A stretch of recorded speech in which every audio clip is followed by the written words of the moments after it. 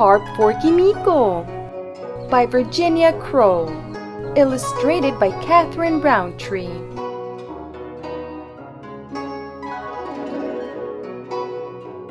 Kimiko watched Papa putting up the pole.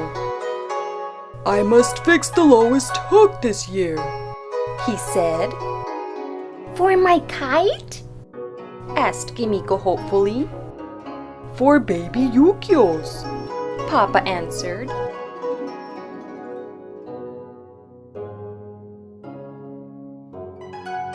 Kimiko ran to the calendar and counted the days.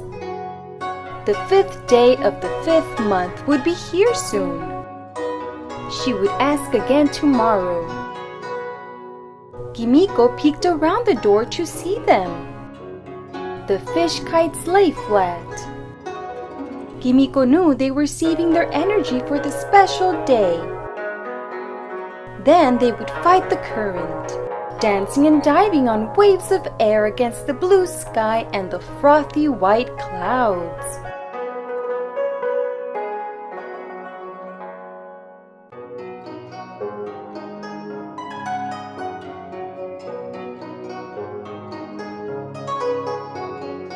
Kimiko admired Taro's red and yellow fish and Tommy's blue and green fish, but it was Yukio's that made her sigh with longing. "Orange and black and white," she said. "The perfect calico carp."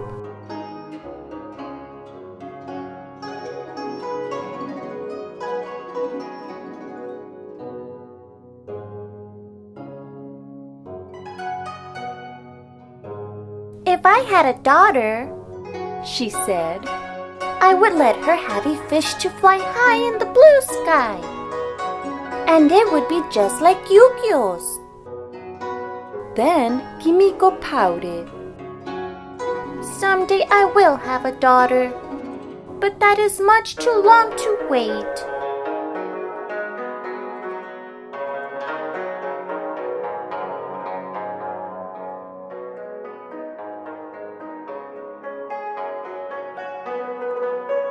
The next morning, Kimiko sipped her breakfast tea and asked most politely, "May I have a carp to fly this year?"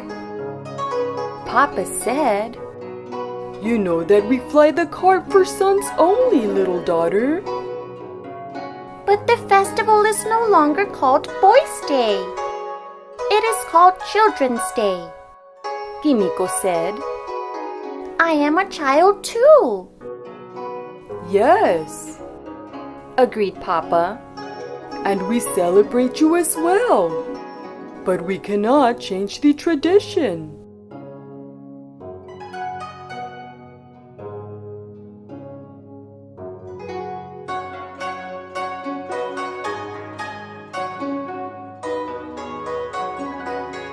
"But I am as brave as Taro and as strong as Tommy and much, much bigger than Yukio." "Yes," Mama repeated. "But that is the tradition." Kimiko frowned and Mama said, "Do you remember when March 3rd was just 2 months ago?"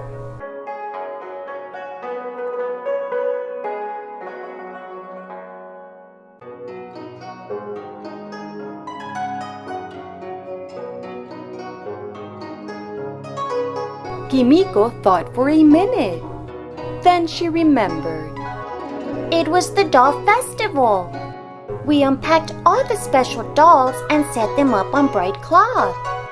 And I asked Hana and Matsuko to come for rice cakes and candy." Mama smiled. "Yes, a day just for you."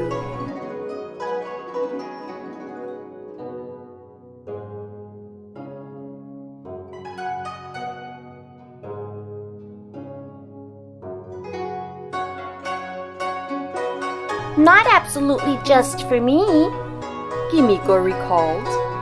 "I shared it with Yukio." "Ah, yes," Mama remembered. "You let him come to your party too." "Even if he is a boy," Kimiko said. even if he is a boy. Mama laughed. Mama, Asked Kimiko. Yes, little daughter?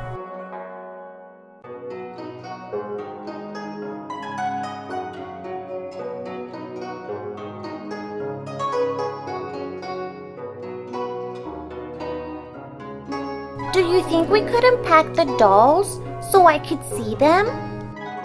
Mama shook her head. You know the tradition, Kimiko. The dolls are not for playing. They are unpacked only once a year for their very special festival. But Mama, once a year is much too long to wait, Kimiko argued. Mama sighed. You remind me of the carp, Kimiko, always wanting to swim against the current.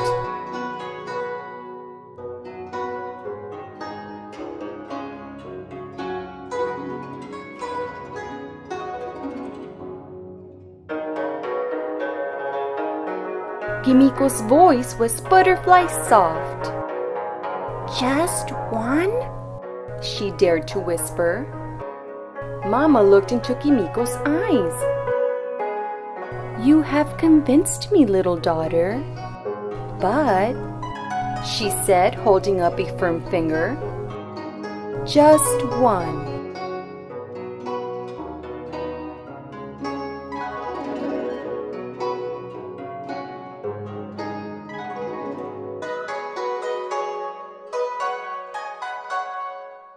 Kimiko bowed. Thank you, Mama. Then she worried a bit. Are we breaking the tradition, Mama? No, little daughter, not exactly. You might say we are merely bending it a little. Like I did by sharing my doll festival day with Yukio? Yes, Kimiko, like you did by sharing your day with Yukio, Mama said.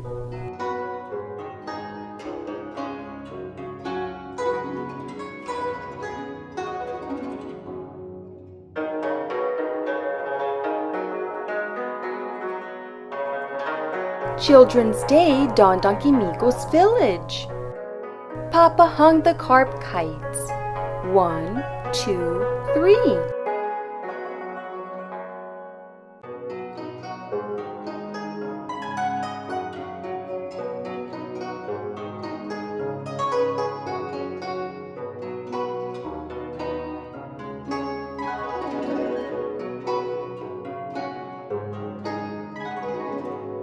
Kimiko held her breath. One by one they puffed to their fullest and swam, flicking their tails sideways. Big brave fish, using their strength against the current. Kimiko breathed out and exclaimed, Beautiful! Oh, how I wish I had a carp.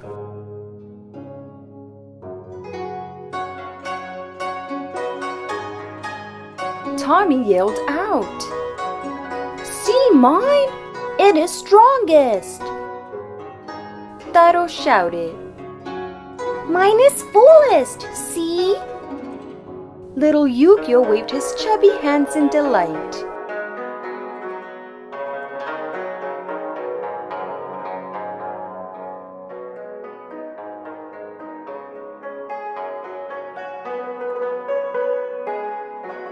That night, Kimiko closed her eyes to sleep.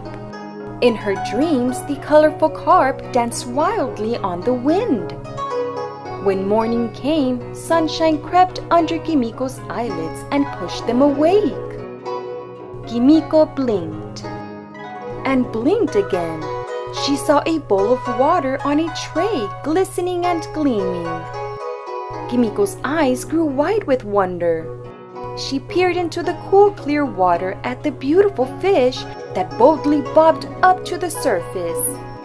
All orange and black and white. The perfect calico carp.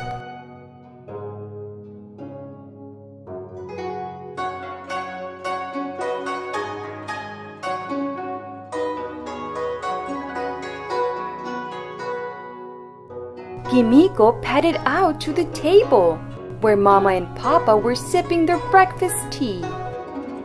For me? She asked simply.